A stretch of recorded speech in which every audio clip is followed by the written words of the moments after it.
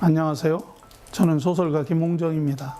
공주에서 살고 공주 얘기를 주로 많이 씁니다. 그러나 실상은 우리 금강유역에 흩어져 있는 많은 얘기들을 편집해서 나름대로의 저의 소설 속의 이야기로 끌어오고 있습니다. 어떤 평론가들은 제가 주로 역사 소설을 쓰는 것으로 생각하는데, 저는 소설이 서사이기 때문에 어느 지역의 역사성을 담지 않을 수는 없습니다.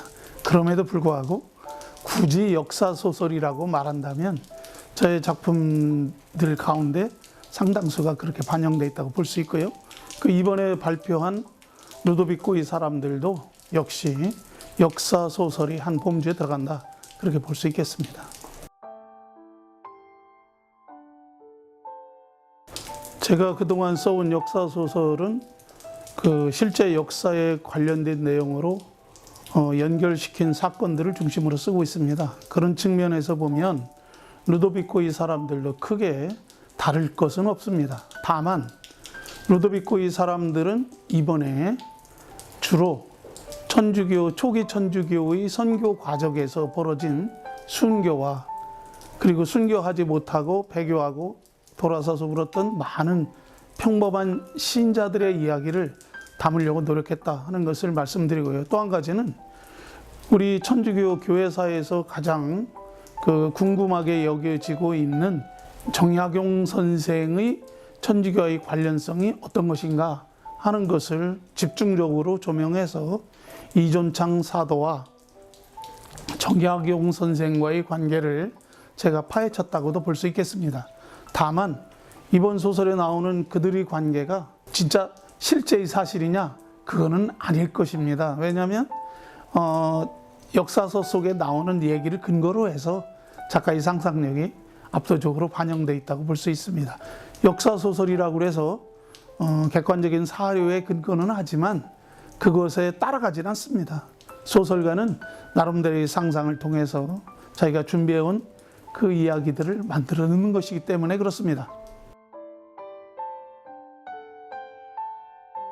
사실 그 루도비코 이 사람들의 초기에 제가 구상한 거는 우리 지역에 있는 그 이존창 사도의 죽음과 관련된 황새바위 이야기를 주로 쓰려고 했습니다. 그런데 실제로 천주교 교회사에서 우리 충청남도 지역의 내포 지역에서 압도적으로 많은 희생자들이 생겼고, 그리고 현재 한국 천주교 교회사에서도 그들이 중심이 되는 역할을 하고 있습니다.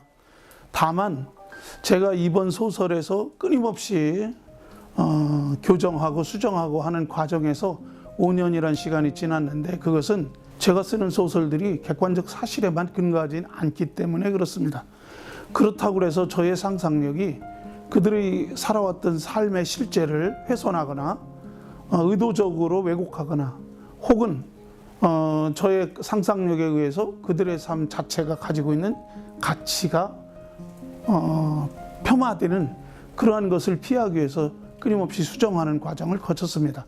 다만 그럼에도 불구하고 루도비코 이 사람들에 나오는 사건들의 대개가 한국 천주교 교회사의 중심에서는 조금 벗어난 이야기일 수도 있겠습니다. 왜 그러냐면 그것은 제가 역사적 사실을 근거로 했다고는 하지만 작가의 상상력이 압도하고 있기 때문에 그렇습니다. 제 루도비코의 사람들을 보고 우리 동네 얘기에서 좀 벗어나지 않느냐 이렇게 얘기하는데, 꼭 그렇게 평상시에 쓰던 작품과 다르다고 하는 문제를 동의할 수는 없습니다. 왜 그러냐면 제가 주로 쓰는 그 부대가 금강유역인 것은 틀림없지만 소설 금강에서는 한반도 전체를 담았고 중국 대륙까지도 진출했던 바가 있습니다.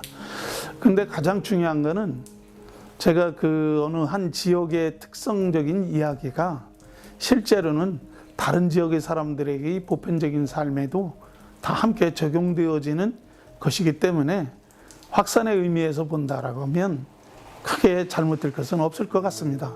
더군다나 셰익스피어나 세르반테스가 만들어낸 이야기들이 당시에는 편방이었지만 지금은 유럽 문학의 근대 문학의 중심에서 효시처럼 읽혀지고 있기 때문에 또한 그렇습니다. 우리 지역의 많은 작가들이 쓰는 이야기가, 그리고 제가 쓰고 있는 이야기가 이 시대를 살아가는 사람들의 보편적인 이야기라고 생각할 수 있겠습니다.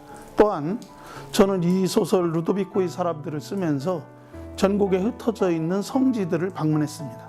그리고 그 성지들에게서 얽혀져 있는 이야기를 저의 작품 속에 반영시킬 수 있을까 고민했고, 그런 과정을 거치다 보니까 길어졌고, 따라서 지역의 문제가 어느 한 지역으로 국한되지 아니하고 다양하게 흩어졌다는 것을 말씀드리고요. 또 한 가지는 제가 쓰고 있는 이 소설 루도비코의 사람들의 중심 무대는 마치 전라남도 강진인 것처럼 보여집니다. 그것은 정약용 선생이 귀향갔던 유배지가 강진이었고, 또 이존창 사도의 죽음의 장소가 공주 황새바위였기 때문에 자연스럽게 공주에서부터 내포, 그리고 강진, 그리고 금정면으로 이어지는 구도를 가지고 있다, 이렇게도 볼 수 있겠습니다. 역사 소설에 대한 그 견해 차이가 많이 있습니다. 역사학을 전공한 사람들은 역사 소설에서 역사적 사실과 실제의 당시의 삶, 이런 것들을 찾아냅니다. 그리고 나서 그것이 벗어났을 때 달라지고 있다, 잘못되었다, 이렇게 비판도 합니다. 그런데 실상은요, 역사 소설은 꼭 그렇게 역사적인 실제에 묶여지는 것만은 아닙니다. 물론 이순신 장군이 잠수함 타고 싸웠다, 이렇게 하면 안 되죠. 그러나 거북선 타고 싸운 것은 사실이기 때문에 또한 그것을 우리가 쓰는 거죠. 역사 소설에서 역사적 실제와 객관적 사료는 역사 소설을 쓰고 있는 작가의 상상력과 사건의 구도에 반영되는 한 요소일 뿐입니다. 작가는 한 문장을 가지고 하나의 사건을 만들어내는 역할을 합니다. 따라서 역사 상상 소설로 터무니없는 시대적 변경을 오가거나 또는 공간의 이동을 마음대로 하는 소설이 아닐진대는 역사 소설은 그 나름대로 실제의 사건과 작가가 구상해낸 상상 속에서의 인물들이 서로 긴밀하게 연결되어지며 당대의 삶을 그대로 반영해내는, 그리고 그 시대 정신이 무엇인가를 추구해가는 하나의 소설 장르라고 볼 수 있겠습니다. 저는 그런 측면에서 역사적 사실에 근거해서 또한 그 시대에 살아왔던 삶을 그 시대의 사람들의 인물을 통해서 새로운 상상을 통해서 구성해내고 있다고 저는 생각합니다. 이 문제는 조금 고민을 많이 되는 대목이에요. 왜냐하면 정약용 선생이 그 1700년대 후반부에 천주교 그 탄압 사건과 관련되어서 귀향을 가기 전에 병조 참의라고 하는 벼슬에서 쫓겨나서 금정 찰방이라고 낮은 직책으로 좌천된 적이 있습니다. 조선왕조실록에서는 그 좌천의 사건을 정약용 선생을 다시 불러들이기 위한 하나의 방편적인 요소로 보고 있습니다. 그래서 실제로 이 소설에서는 저는 어떻게 다뤘냐면, 정약용 선생이 이존창과의 관계 속에서 실제로 이존창을 고변한 내용들이 조선왕조실록에 기록되어 있습니다. 그렇기 때문에 그 내용들을 근거로 해서 1700년대 후반부에 충청 감영했던 공주와, 그리고 금정 찰방이 있었던 청양과, 그리고 당대 영상이 살았던 청양군 어제동과 어떤 연관을 지은 이야기로 재구성한 거라고 볼 수 있겠습니다. 사실은 그런 재구성의 과정에서 이게 역사적 실제와 맞는 것인지 아닌지에 대한 고민은 있었습니다. 다만 가능한 한 역사 속의 이야기를 찾아서 실제하는 상소문이라든가 또는 그 좌천을 하는 임금의 명이 적혀 있는 기록이라든가 이런 거를 근거로 해서 이야기를 재구성했다고 볼 수 있겠습니다. 그런 과정에서 저는 자연스럽게 이존창과 정약용 선생의 관계는 서로 애증의 관계입니다. 서로 사랑했고 서로 믿었고, 그러면서도 또한 서로 배려하면서 자신들의 삶을 어떻게 해서라도 천주교를 이끌고 서학으로서 학문을 부흥시키는 하나의 방편적인 도구로 생각하지 않았는가, 저는 그렇게 생각해서 이야기를 꾸몄습니다. 다만 그것이 역사학에서 바라보는 실제와 부합되는 것인지에 대해서는 그건 역사학자들의 몫입니다.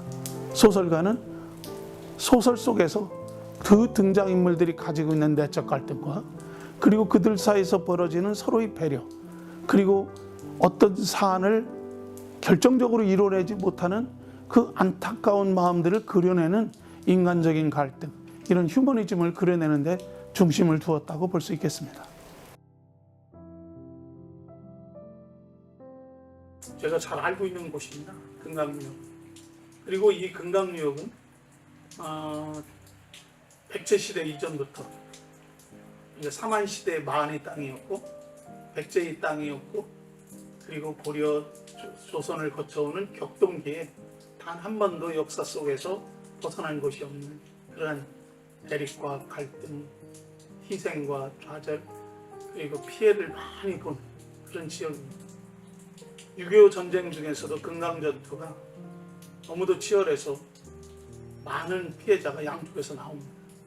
그리고 그 피해 때문에 지금까지 살아있는 사람들에게 마음속에서도 깊은 상처와 한으로 남아있죠. 문학은요, 어떻게 보면 그 지역을 살아가는 사람들의 내적 갈등뿐만 아니라 삶의 흔적을 끌어내는 하나의 감성적인 과정이라고도 볼 수 있습니다. 내면 속에 흩어져 있는 그 아픔을 끌어내서 치유하고 풀어내고, 그러므로 하여 동네 사람들끼리 서로 화합하고 함께 어우러져 사는 가장 아름다운 삶으로 이끌어가는 방편이라고 볼 때, 저는 제가 살고 있는 금강유역, 이것에 대한 애정을 많이 가질 수 없는 거죠. 금강은 무수히 흘러갑니다. 과거로부터 지금까지 흘렀고, 그리고 앞으로도 흘러갈 것입니다. 이 지역의 많은 사람들이 그 강을 바라보며 살 것입니다. 그 강이 전해주는 메시지, 그 강이 전달해주는 은유, 환희적 개념을 가슴에 담고 살 것입니다. 슬픔과 기쁨, 사랑과 운명적인 선택을 우리들은 그 지역에서 할 것입니다. 저는 그렇기 때문에 금강유역의 이야기는 저의 문학 작품의 중심 소재가 될 수 있을 것입니다.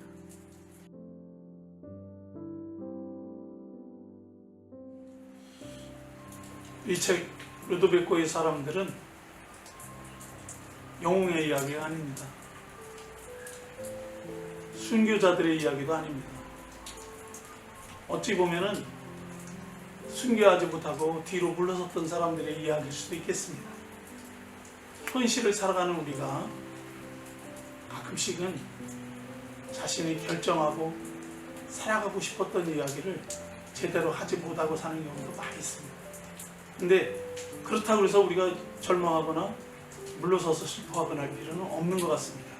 우리들의 삶은 현실이고, 현실에 살면서 어떻게 우리가 살아갈지를 고민해 볼 필요가 있는 것입니다.